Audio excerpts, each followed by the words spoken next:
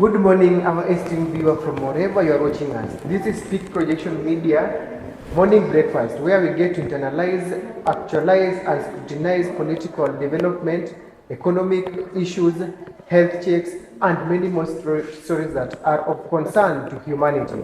As it is our normalcy, we get to bring on board experts with the diverse experience that can address challenges affecting humanity. And today, we've got two guests on board who will be here to help us understand the political atmosphere and the current temperature, more so on Mount Kenya region, as there could be division in Mount Kenya region, or there could be possibility that the train of political succession of 2027 might have already left the station. Be our guest as we internalize this session. Don't forget to send us SMS or Facebook us at our Facebook handle at Peak Projection Media, Twitter or our X handle at Peak Projection Media, YouTube Peak Projection Media. I am your host, Edwin George. Welcome back to this other side of the studio. To our viewer, keep the conversation flowing through our social media handles, Facebook at Peak Projection Media, Twitter, Peak Projection Media. And as we had promised to have two guests on board, we are sorry as one has not managed to make it due to unforeseen circumstances, though one is already on time and will continue. Keep the conversation flowing. Mr. Welcome to Peak Projection Media, and this is Sunrise show where we get to internalize political matters, business, economy, leadership and governance, and also health checkup. At least we get to empower citizens and our esteemed viewers on their daily routine and what is trending. For a start, we wish to introduce yourself to our viewers. Thank you so much, George. My name is Elvis Bwire. I'm a third-year student pursuing political science and public administration. I'm very much welcome. I'm here because of you, and I'm very ready to give my insights and what I know of the current situations, most of the political arena. Thank you. Welcome, Bwire. Based on your career, you are a public figure not only at Masai Mara and Narok, but an aspiring politician at national level. Yes. And that drives you to a point in that, being that you're now a political figure, because you'll soon be out of campus and you'll be venturing into national politics. To mean by now, you are already aware of the current political atmosphere.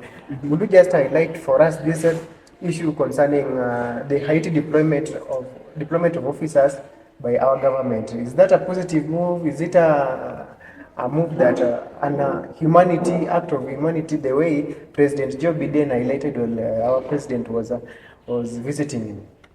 So number one thing that I would like to mention is that in as much as these people can fool us and tell us that this is all about being a human or giving a humanitarian assist. But one thing that most of us we don't know, and I would like to bring back to your limelight, is that deploying our police officers in Haiti, it is more than we ourselves cutting ourselves. Because number one thing we should know is that Haiti has so many rebels. The barbecue people in Haiti are very attackful people. To an extent, these people can cause the sitting president to resign. These people are so threatful. These people, they don't care about our lives of the police officers.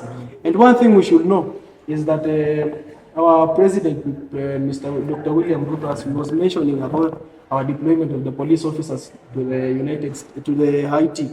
One thing we should know is that, George, we have several sections in our police officer. When you read about police officer, the act under our constitution, the 2010 constitution, when it was amended, the police officers were given several levels. We find that they have a special and weapons tactics, they have the border police, they have the administration police and all those. But you find that these people, our police officers, our police officers are being paid peanuts. For example, a corporal is paid 26,000. So these guys, when they heard of the Haiti mission, they were very ready.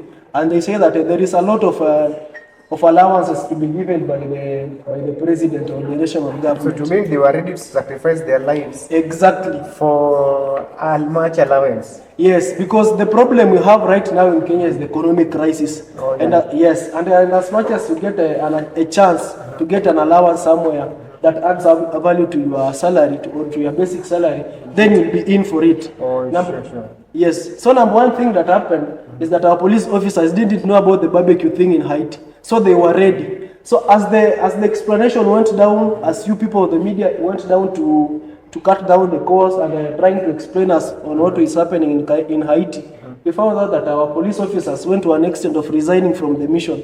But the president insisted that we must deploy our police officers in Haiti.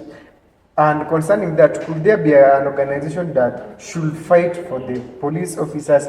And maybe to add on top of that question, why can't the government send military? Why police who have so minimal knowledge when it comes to military tactics? Number one, George, we have an agent in this country called IPOA. The Independent Policing and Oversight Authority, it is supposed to give an authority or a yes to the government, telling them that our people are ready to be deployed into that matter. But number one, the president insisted on the police. We all know the kind of recruitment our police are being subjected to, and the kind of the military training they are being subjected to. So you cannot compare a KDF officer and a police officer. Are you getting it? A police officer is deployed in a police station somewhere. So this guy basically is to bring peace in our society, back down in our grassroots. But KDF, they are meant to secure our borders, to secure our waterways, our airways. So these people are people who have good training. They are well trained. They are fully combatant. For example, the military weapons that they use, some of them we get them from the European countries. And you cannot compare a military officer and a police officer. That's like comparing heaven and earth. Exactly. So you cannot tell me that you are deploying a police officer to go fight an international battles. Exactly. It is like you are deploying a police officer to Somalia, a place like Mogadishu, to go and fight there. Which is like a suicidal mission.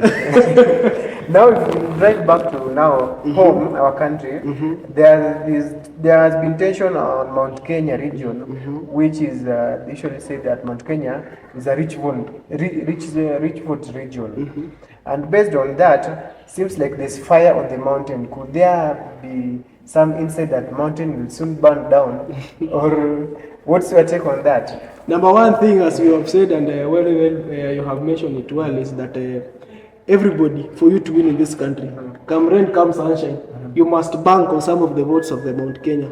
That is 50+1, so to say. That you have to get a good number of votes from the mountain region. So the current battle of the Mount Kenya kingpins or the leaders or so.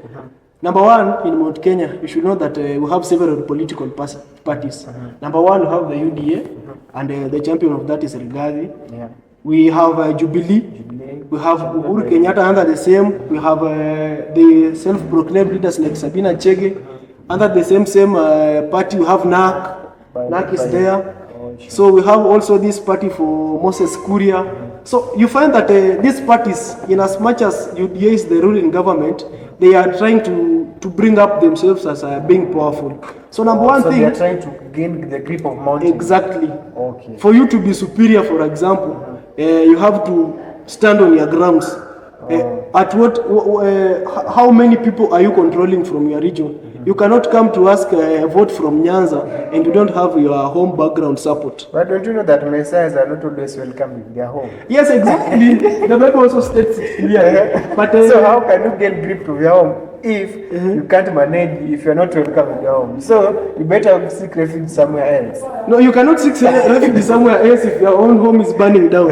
Are you seeing that? So in one or the other, me what I'm seeing as a person at my personal level and the little knowledge I have about politics is that Mount Kenya is most likely to divide, just as we witnessed in 2022. Number one, I've said of the UDA. Right now, Rigathi Gachagua is being fought down by some of the leaders. Most particularly from the Kenya Kwanza government or Mount Kenya region. Not necessarily Mount Kenya. From Kenya Kwanza government, we have Oscar Sudi fighting the same person. We had just yesterday, we had the governor of Bomet fighting for the same. We have several MPs backing down Rigathi.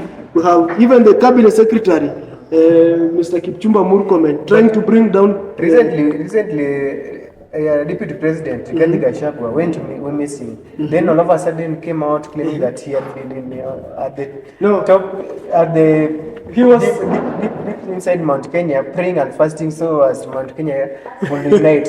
And on top of that, he went ahead to give lectures to the Rift Valley leaders, claiming that they are the major causes of division within Mount Kenya. How could that be possible? Judge, let me give you an example. You cannot be having a wife in your house and then you claim to be going to church. And then from the church you come down to be to your own wife. So that guy is claiming that he was praying somewhere in the mountain, bringing down the unity of Mount Kenya. And then from the prayers, he comes down to fight. What is that? So it was So like he wasn't. It was a stage managed. Yes, exactly. So how or why would a whole deputy president go into hiding yet the entire nation needs him? He's the second in command. The deputy president is not a bad guy, but the advisors, the people around him, are the bad influencer for him. those are the people gearing him towards doing the same. You cannot tell me you are a public figure and then you come into hiding for a whole week. It means that you have For lost a peace of mind. No. At times you need to take a break from social media, from friends. No. For example, if you are taking a break from friends, it doesn't mean that you just escape once from the media. You see, you are a public figure. Once or twice you are supposed to appear. Yeah. Tell people what is happening. Yeah, brief us. Right now we have an economic crisis. Brief us on something. For example, right now we just deployed our police officers in Haiti. Tell us about it. What about it? Right now we have the finance bill. Tell us about it. You are a public figure. You cannot tell us that for a whole week you are praying. And concerning the finance bill, we need to go through. That's a major challenge, and Kenyans are really lamenting, though they have no will. One thing, George, you have to know. They are banking on their MPs. So maybe being that an MP there, maybe will give us, if it will go through, or Kenyans we are left to fend on ourselves. Unfortunately, you and I, we voted in 2022. But unfortunately, the people we voted in, let me say, puppets. Because I want them puppets personally because I cannot vote for you, George. You are my representative in the National Assembly or the Senate. You are supposed to defend me. We have seen through the media team that the citizens that deep down in our grassroots level. For example, in our community, in our constituencies, in our wards, these people are complaining about the overtaxing of the Kenya Kwanza government. But the MP are just quiet. The MPs are quiet. Why? The problem of the citizens. Let me tell you one thing. When elections were over in 2022, by August going forward towards December, we saw our MPs mostly from the Azimio joining Kenya Kwanza. Do you know that once you become an MP and most probably you are a part of the government or you are in opposition and then you join the government, my friend, you know how much money you go to collect in State House? Do you know that you are given allowance? They're meant to go there. So going there is to make money. These people nowadays leadership is all about like business. It's a business. It is a business idea. For creating wealth. Exactly. They don't care. They don't care about you, common mwananchi, whether you sleep hungry. Then after 5 years they'll come again. They'll come and me and you will still vote for them. So is it the leaders who have got the problem or are the citizens who has the problem? In as much as I can say we all have problems. The leaders plus us citizens, because them themselves they are also citizens.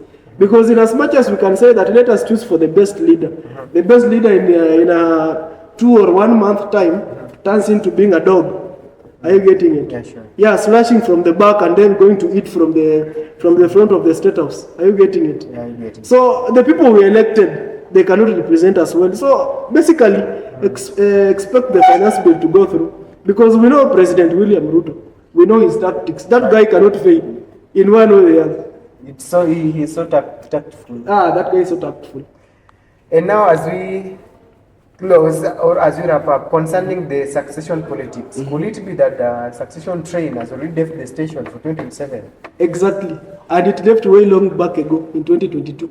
So to mean Dr. William Ruto might be one-term president?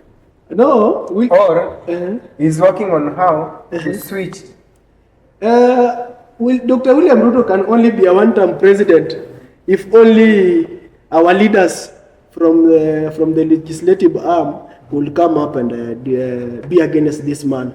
But as I've stated before, is that our leaders are so hungry. Are you getting it? They are power hungry. They are power hungry.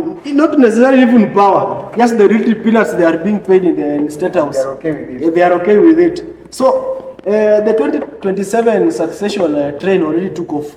Okay. And just the recent week, if you are very keen, when the president was giving out his speech in USA, he mentioned about the governor of Homa Bay, Honorable Gladys Wanga, and he really congratulated the woman.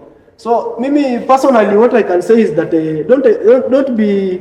don't be shocked. So to me, when you see Nyanza next time being in government. So to me, President Ruto might be making his way to Nyanza. Anytime soon. Not of Western. No. You forget Western. You see Western? Yeah, at Western you've got the bulls themselves. They are on the government. How can you neglect the entire Nyanza? We cannot be in government. Why? But your bulls are on the government. No. We don't have bulls in Western. Unfortunately, Western is not like Rift Valley and the Central. You've got Wetangula, you've got Madividi, Mudavadi, Salia. Those are people representing their own interests. Sure. They cannot represent my interests. So you disown your own people. No, I don't disown them. I'm telling you the truth. I like telling the reality.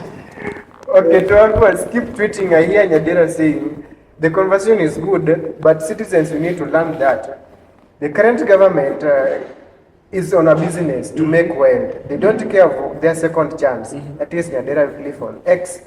We've got Brian Amel stating that, for me, I already gave up a long time ago, and I don't think if I'll ever vote again. You've got to in the gift of God, tweeting and saying, Kenya, this is a hustler government. Let hustler lead.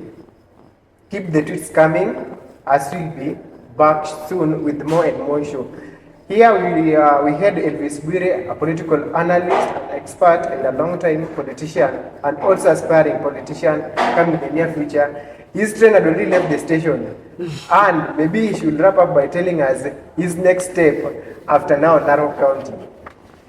So, after participating in politics here in Masai Mara University, so basically, I'll be asking you and maybe a few friends from your own interim to come and back me back in Mina constituency. That what I can say is that 2027 road to success and to parliament is unstoppable. So maybe in a few months' time, it has already taken.